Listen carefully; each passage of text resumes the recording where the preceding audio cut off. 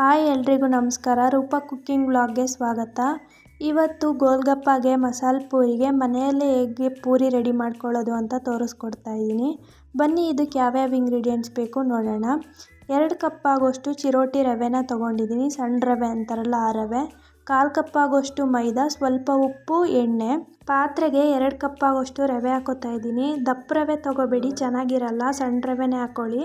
1/4 cup ಆಗೋಷ್ಟು ಮೈದಾ, ಸ್ವಲ್ಪ ಉಪ್ಪು, 1/4 ಕಪ್ ಆಗೋಷ್ಟು ಎಣ್ಣೆ. ಇಷ್ಟನ್ನು ಹಾಕಿ ಚೆನ್ನಾಗಿ ಮಿಕ್ಸ್ ಮಾಡ್ಕೋಬೇಕು. ಎಣ್ಣೆ ಮತ್ತು ಹಿಟ್ಟೆಲ್ಲ ಚೆನ್ನಾಗಿ ಹೊಂದ್ಕೋಬೇಕು. ಆ ಥರ ಮಿಕ್ಸ್ ಮಾಡಿ ಸ್ವಲ್ಪನೇ ನೀರು ಹಾಕ್ಕೊಂಡು ಕಲಿಸ್ಕೋಬೇಕು. ಇನ್ನೊಂದು ಸ್ವಲ್ಪ ನೀರು ಹಾಕ್ಕೊಂಡು ಇದನ್ನು ಚೆನ್ನಾಗಿ ಮಿತ್ಕೋಬೇಕು. ಒಂದು 10 ನಿಮಿಷ ಆದರೂ ಚೆನ್ನಾಗಿ ಮಿತ್ಕೋಬೇಕು. ಸ್ವಲ್ಪನೇ ನೀರು ಹಾಕ್ಕೊಂಡು ಮಿತ್ಕೊಳ್ಳಿ. ಜಾಸ್ತಿ ನೀರು ಹಾಕ್ಕೊಂಡ್ರೆ ತೆಳುವಾಗುತ್ತೆ. ಒಂದು 10 ನಿಮಿಷ ಆದಮೇಲೆ ನೋಡಿ ಈ ಥರ ಸಾಫ್ಟಾಗಿ ಮಿತ್ಕೊಂಡಿದ್ದೀನಿ. ಇದನ್ನು ಒಂದು ಕಾಟನ್ ಬಟ್ಟೆಯಿಂದನೋ ಅಥವಾ ಒಂದು ಪ್ಲೇಟ್ ಮುಚ್ಚಿ ನೆನೆಯೋಕೆ ಇಟ್ಕೋಬೇಕು ಒಂದು ಅರ್ಧ ಗಂಟೆ. ನೆಂದಾದಮೇಲೆ ಈ ಥರ ಒಂದು ಮೀಡಿಯಮ್ ಸೈಜ್ ಉಂಡೆಗಳಾಗಿ ಮಾಡ್ಕೋಬೇಕು. ಇಲ್ಲಿ ನಾನು ತಗೊಂಡಿರೋ ಹಿಟ್ಟಿಗೆ ಒಂದು 5 ಉಂಡೆ ಆಗಿದ್ದಾವೆ.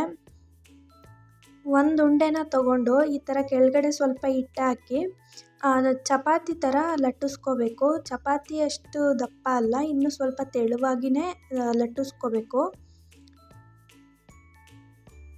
ಇಷ್ಟಗ್ಲ ಲಟ್ಟಿಸ್ಕೊಂಡಿದ್ದೀನಿ. ಒಂದು ಕ್ಯಾಪ್ ಸಹಾಯದಿಂದ ಜೋರಾಗಿ ಪ್ರೆಸ್ ಮಾಡಿ ತಿರುಗಿಸ್ಕೊಂಡ್ರೆ ಈ ಥರ ಸರ್ಕಲಾಗಿ ಕಟ್ಟಾಗುತ್ತೆ. ಎಲ್ಲ ಕಡೆನೂ ಇದೇ ಥರ ಮಾಡ್ಕೋಬೇಕು.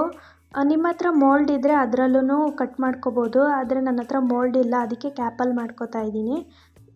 ಎಲ್ಲದನ್ನು ಅದೇ ಥರ ಮಾಡಿ ಇಟ್ಕೊಂಡಿದ್ದೀನಿ. ಇದು ಎಕ್ಸ್ಟ್ರಾ ಸೈಡಲ್ಲಿ ಏನು ಹಿಟ್ಟಿದೆ ಅದನ್ನು ಬೇರೆ ತಕ್ಕೋಬೇಕು. ಉಂಡೆ ಮಾಡಿ ಇಟ್ಕೊಂಡಿರ್ತೀವಲ್ಲ ಅದಕ್ಕೆ ಸೇರಿಸ್ಕೋಬೇಡಿ. ಈ ಥರ ಎಲ್ಲದೂ ಹರ್ಕೊಂಡಾದಮೇಲೆ ಈ ಥರ ಸೈಡಲ್ಲಿ ಏನಿರುತ್ತೆ ಇದನ್ನೇ ಒಂದು ಉಂಡೆ ಮಾಡ್ಕೊಂಡು ಆಮೇಲೆ ಈ ಥರ ಮಾಡ್ಕೊಳ್ಳಿ. ಎಲ್ಲದನ್ನು ಒಂದು ಪ್ಲೇಟಿಗೆ ಹಾಕಿ ಇಟ್ಕೋತಾ ಇದ್ದೀನಿ.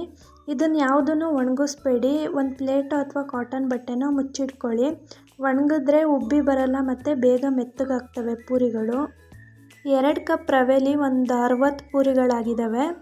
ಇಲ್ಲೆಲ್ಲದನ್ನು ಲಟ್ಟಿಸಿ ಇದೇ ಥರ ಇಟ್ಕೊಂಡಿದ್ದೀನಿ. ನೋಡಿ ಇಷ್ಟು ದಪ್ಪ ಹರ್ಕೊಂಡ್ರೆ ಸಾಕಾಗುತ್ತೆ.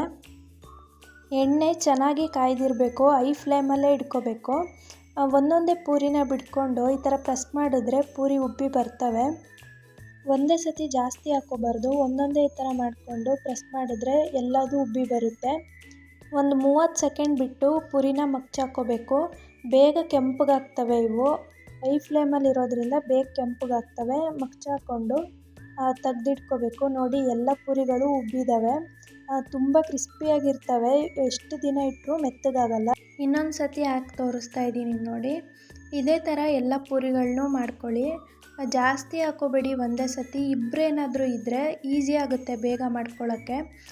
ಒಬ್ಬರು ಎಣ್ಣೆಗೆ ಹಾಕೋರು, ಒಬ್ಬರು ಎಣ್ಣೆಯಿಂದ ತೆಗಿಯೋರಾದರೆ ಕರೆಕ್ಟ್ ಆಗುತ್ತೆ. ಒಬ್ಬರೇ ಆದರೆ ಒಂದು 4-5 ಈ ಥರ ಮಾಡ್ಕೊಳ್ಳಿ.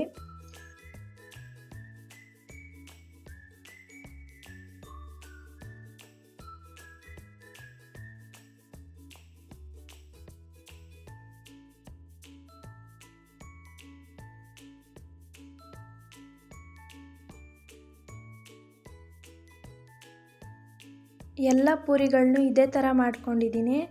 ಈ ವಿಡಿಯೋ ನಿಮಗೆ ಇಷ್ಟ ಆದರೆ ಲೈಕ್ ಮಾಡಿ, ಶೇರ್ ಮಾಡಿ, ಕಮೆಂಟ್ ಮಾಡಿ. ಇನ್ನೂ ಯಾರು ನನ್ನ ಚಾನಲ್ನ ಸಬ್ಸ್ಕ್ರೈಬ್ ಮಾಡ್ಕೊಂಡಿಲ್ಲ ಸಬ್ಸ್ಕ್ರೈಬ್ ಮಾಡ್ಕೊಳ್ಳಿ. Thank you for watching.